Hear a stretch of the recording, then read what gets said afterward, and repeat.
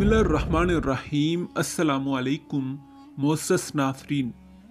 नाज़रीन इकराम, हज़रत अमर बिन आस रज़ियल्लाहु तआला अन्हु कबीला बनी साम से ताल्लुक़ रखते थे। इनकी वलादत वाक़े फ़ील के 6 साल बाद मक्का में हुई। इनके वालिद का नाम आस था और वो अपने कबीले के सरदार थे। इनका कारोबार बहुत फैला हुआ था।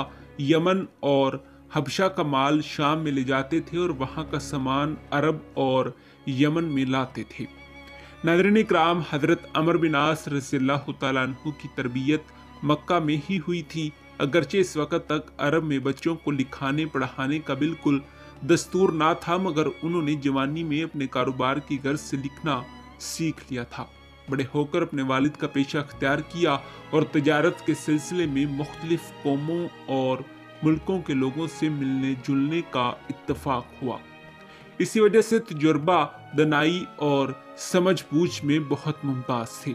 तजारत पेशा होने के बावजूद सिपागरी और शाहसवारी को, जो बाप दादा का फन था, बचपन से सीखा और इनको इंसान का सबसे बड़ा जौहर समझते थे।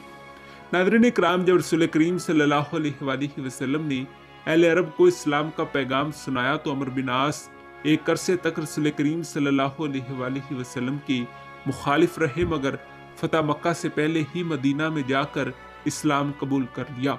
इत्तफाक की बात है कि अमर बिन आस और खालिद बिन वलीद रज़ियल्लाहु तआला अन्हु एक ही दिन मुसलमान हुए। नबी करीम सल्लल्लाहु अलैहि वसल्लम इन दोनों के इस्लाम लाने से बहुत खुश हुए और उनकी दलेरी और बहादुरी की वजह से अक्सर जंगों में दीगर असहाब से ज़्यादा इन्हीं से काम लिया।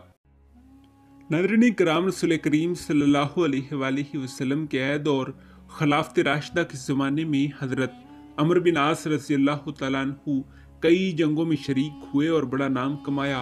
फ़लस्तीन की फतह में इनका बहुत बड़ा हिस्सा था, मगर इनका सबसे बड़ा कारनामा मिस्र की फतह है। 639 ईस्वी में खलीफा दोम हज़रत उमर रज़ियल्लाहु तआला अन्हु शाम तशरीफ़ लाए।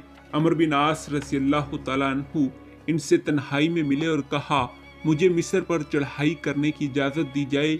वो एक ज़रख़ेज़ मुल्क है, इसकी फतह करने से रोमियों की कुव्वत टूट जाएगी और इस्लाम की शौकत बढ़ेगी। नाज़रीन इकराम, हज़रत उमर रज़ियल्लाहु तआला अन्हु ने ख्याल किया कि मिस्र दूर दराज वाक़े है, वहाँ चढ़ाई करने से मुसलमानों को बड़ी तकलीफ़ें होंगी, इसीलिए उन्होंने कुछ पशो पेश किया। मगर अमर बिन आस रज़ियल्लाहु तआला अन्हु ने कामयाबी की ऐसी ज़बरदस्त उम्मीद दिलाई कि वो राज़ी हो गई। 4000 सिपाही, जो सब के सब यमन के एक ही कबीले के अफराद थे, उनके साथ कर दिए। अमर बिन आस रज़ियल्लाहु तआला अन्हु इसी वक्त फ़ौज लेकर रवाना हो गए। उनके चले जाने के बाद बाज़ मुसलमान बहुत हैरान हुए कि ऐसे मुल्क में जहाँ कम से कम 1 लाख फ़ौज हिफाजत के लिए मौजूद है, वहाँ अमर बिन आस इन मुट्ठी पर आदमियों के साथ क्या करेंगे। नाज़रीन इकराम, कहते थे कि ऐसा ना हो कि बहादुरी के जोश में सारी फ़ौज हलाक हो जाए। ये सुनकर हज़रत उमर रज़ियल्लाहु तआला अन्हु भी घबराए और अमर बिन आस रज़ियल्लाहु तआला अन्हु के नाम एक ख़त लिखा, जिसका मज़मून ये था कि अगर ये ख़त मिस्र की सरहद में दाखिल होने से पहले मिल जाए तो वापस चले आओ, वरना अल्लाह के भरोसे पर आगे बढ़ो। जब कासिद ये ख़त लेकर पहुंचा तो इस वक्त मिस्र की सरहद करीब ही थी। अमर बिन आस रज़ियल्लाहु तआला अन्हु ने अपनी समझ से अंदाज़ा कर लिया कि इसमें क्या लिखा होगा। चुनाचे इस दिन ख़त नहीं लिया।